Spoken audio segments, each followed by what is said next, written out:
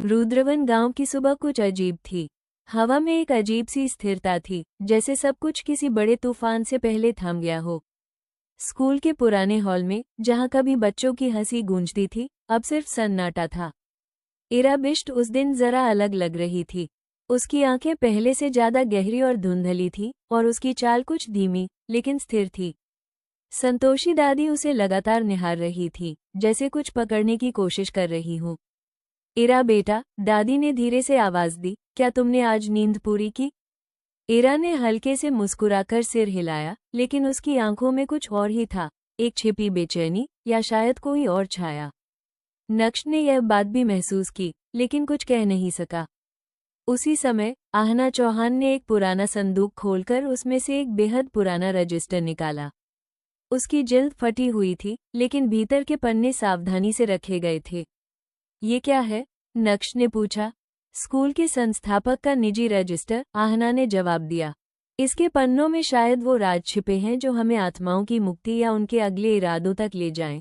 संस्थापक की अंतिम गवाही रजिस्टर के भीतर एक पीले पन्ने पर हाथ से लिखी इबारत थी, यदि तुम ये पढ़ रहे हो तो समझो कि 13वीं आत्मा जाग चुकी है। मैंने उसे बांधने की पूरी कोशिश की थी, लेकिन हर बंधन के साथ वो और अधिक शक्तिशाली होती चली गई। मैंने जिन 12 आत्माओं को मोक्ष दिलाया, वो अब इस जमीन की रक्षा करती हैं, लेकिन 13वीं, वो कुछ और है। कोई बलिदान, कोई प्रार्थना उसे नहीं रोक सकती, सिवाय उसके असली शरीर के। नक्श ने चौंककर आहना की ओर देखा। उसके असली शरीर का क्या मतलब? आहना ने एक पल के लिए नजरें चुराईं। इसका मतलब है कि 13वीं आत्मा आज भी किसी के भीतर जीवित है, और शायद वो हमारे बीच है। इरा पर प्रभाव और डरावना संकेत। शाम ढलते ढलते इरा की तबीयत अचानक बिगड़ने लगी। वो किसी अज्ञात शक्ति की तरह बोलने लगी। उसकी आवाज दोहरी हो गई, जैसे कोई और उसमें से झांक रहा हो। तुम सबने मुझे भुला दिया था, अब मेरी बारी है। दादी ने जल्दी से एक तुलसी माला इरा के हाथ में पकड़ाई, लेकिन वो तुरंत जलने लगी। माला की राख जमीन पर गिरते ही वहां की धूल हवा में घूमने लगी, और कमरे का तापमान तेजी से गिरने लगा। इरा की आंखों में अब गहराई नहीं, बल्कि काली, शून्य सी कोई परछाई थी। नक्श और आहना ने मिलकर इरा को कसकर पकड़ा, लेकिन वो लगातार फड़फड़ा रही थी। दादी ने तुरंत कुछ संस्कृत मंत्रों का उच्चारण शुरू किया। दादी, आहना ने चिल्लाया, क्या यह वही आत्मा है? हाँ, दादी की आंखों से आंसू बह निकले, यह वही है, 13वीं आत्मा, और ये अब पूरी तरह इरा को अपने वश में कर चुकी है। आहना की असली पहचान के संकेत। जब सब इरा को संभालने में लगे थे, एक और रहस्य खुल रहा था। आहना की कलाई पर एक पुराना, धुंधला टैटू चमकने लगा था। नक्श ने वो निशान देखा, एक आधे चंद्रमा और एक अग्नि ज्वाला का मिलन। ये निशान, नक्श फुसफुसाया, मैंने इसे स्कूल की एक पुरानी पेंटिंग में देखा है। यह उसी लड़की का निशान है जो कभी 13वीं आत्मा की बहन मानी जाती थी। आहना ने गहरी सांस ली और धीमे से कहा, मैंने बहुत सालों तक इस निशान को छिपाकर रखा, लेकिन अब समय आ गया है सच्चाई को सामने लाने का। कौन हो तुम, आहना? नक्श ने धीरे से पूछा। मैं वही हूँ। उसकी आंखें भर आईं, जिसके कारण 13वीं आत्मा को कभी बंद किया गया था। मेरी आत्मा इस जमीन से जुड़ी है।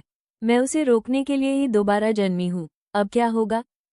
संतोषी दादी ने सबको एकत्र किया और गंभीरता से बोली, अब हमारे पास दो ही रास्ते हैं। या तो हम इरा के जरिए 13वीं आत्मा को उसके अतीत की स्मृतियों में लौटने को मजबूर करें, या फिर हमें एक नया बलिदान देना होगा। इस बार ऐसा बलिदान जो उसकी आत्मा को स्थायी मुक्ति दे सके। और वो बलिदान कौन देगा? नक्श ने पूछा। आहना ने बिना पलके झपकाए कहा, मैं। रुद्रवन स्कूल की रातें अब और भी भारी हो चुकी थीं। हवा में कुछ ऐसा घुल चुका था जिसे न शब्दों में बांधा जा सकता था, न नजरों से देखा जा सकता था। आहना, नक्श, इरा और दादी, चारों किसी अनदेखे अंजाम की ओर बढ़ रहे थे। संस्थापक के कमरे के नीचे एक और तहखाना मिला था, जहां मिट्टी में दबे एक प्राचीन लकड़ी के संदूक से आहना को एक पुरानी डायरी और एक लिपटा हुआ दुपट्टा मिला। उस दुपट्टे में कुछ लिखा था, मुक्त करो उसे, वरना सब बंध जाएंगे। डायरी किसी और की नहीं, वही आत्मा थी जिसने सबको बांध रखा था, 13वीं आत्मा। आत्मा की असली कहानी। डायरी पढ़ते ही आहना की आंखों के सामने एक पुरानी दुनिया खुलने लगी। वर्ष 1942, ब्रिटिश राज के समय रुद्रवन स्कूल एक अनाथालय हुआ करता था। वहाँ एक छोटी लड़की रही थी, कीर्ति। वो बहुत शांत थी, एकदम मासूम। लेकिन बाकी बच्चे उसे अलग मानते थे। क्यों? क्योंकि कीर्ति को चीजें पहले से पता चल जाती थी। एक बार उसने कहा, दूसरी मंजिल पर आग लगेगी, और एक हफ्ते बाद वही हुआ। लोग डरने लगे, बच्चे कटने लगे, और एक दिन उस पर जादू टोना का आरोप लगाकर उसे जिंदा तहखाने में बंद कर दिया गया।